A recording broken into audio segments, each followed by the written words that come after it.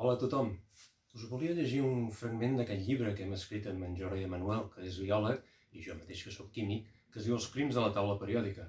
És una novel·la juvenil, científica i negra, és a dir, que té molts ingredients perquè us pugui interessar i agradar. A mi m'agradaria llegir un dels fragments que hi ha cap al principi, on hi apareix el professor de química, l'Àlex València. A veure si us cau simpàtic. Bon dia, Àlex, el saluda la Jana. La Jana és una de les alumnes i una de les que formen part de la colla. I el professor somriu i des del seu 1,85 m li torna la salutació. La Jana se'n va al lloc habitual.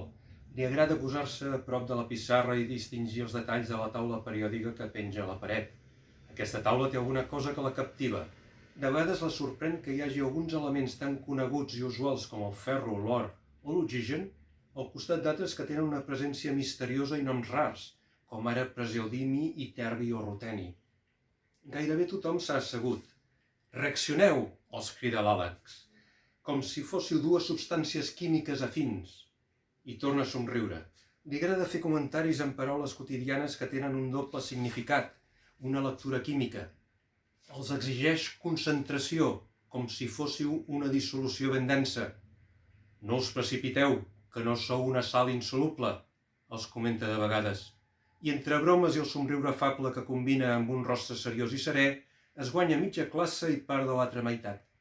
Un dia els va explicar que la valència d'un element significa el nombre d'àtoms d'hidrogen que es poden enllaçar amb un àtom d'aquest element, però ningú s'ho va creure.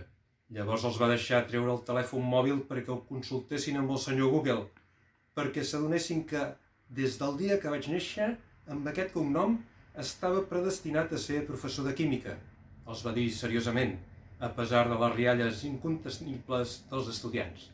Bé, espero que us hagi cridat l'atenció i que us vinguin ganes de llegir Els crims de la taula periòdica. Feliç lectura.